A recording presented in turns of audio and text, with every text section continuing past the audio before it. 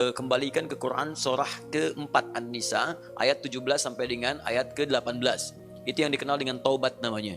Ya, innamat taubatu 'alallahi lilladzina ya'maluna su'a bijahalatin tsumma yatubuna min qarib. Ya, sungguh taubat itu berlaku kata Allah bagi orang-orang yang terinfeksi dengan penyakit buruk. Su itu, nih, lihat ayatnya. Innamat taubatu 'alallahi lilladzina ya'maluna su'an. Taubat itu dilakukan orang yang terinfeksi dengan keburukan. Su itu pekerjaan nafsu.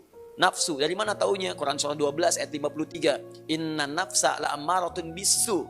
Su sumbernya nafsu. Kalau ada orang kemudian digerakkan nafsu berbuat buruk kemudian sampai terinfeksi dirinya, maka caranya dengan taubat. Apa itu taubat? Taubat itu artinya kembali kepada nilai-nilai kebaikan dengan cara meninggalkan perilaku buruk yang dikerjakan. Misal, fujur tadi bisa terespon dengan perilaku maksiat. Maksiat lewat mata nonton tayangan-tayangan yang tidak baik. Saya punya kawan, dia alumni dari Kanada, di neuroscientific, di jurusan untuk saraf, ya. Itu kita diskusi. Ternyata selain narkoba sekarang ini yang paling bahaya itu pornografi. Pornografi itu begitu seseorang kemudian menggunakan fungsi pandangannya untuk melihat tayangan seperti itu langsung merusak ke fungsi otaknya. Dia masuk tuh, menginfeksi, kadang-kadang candunya lebih besar daripada narkoba.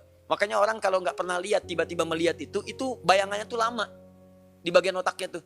Kadang-kadang penasaran, padahal udah dipalingkan, tadi apa sih, apa benar salah gitu kan? Nah itu bisa demikian tuh, itu yang paling dahsyat.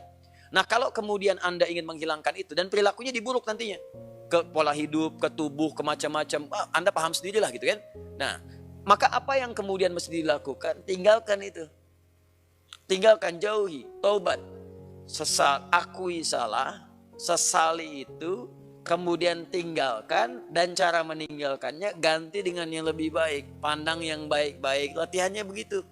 Lihat yang baik-baik ya. Awas, kalau orang terbiasa melihat yang halal, maka yang haram akan alergi. Sama dengan pasangan kehidupan di keluarga. Kalau sering melihat yang halal, pada yang haram itu nggak akan ada ketertarikan berlebihan, nggak ada.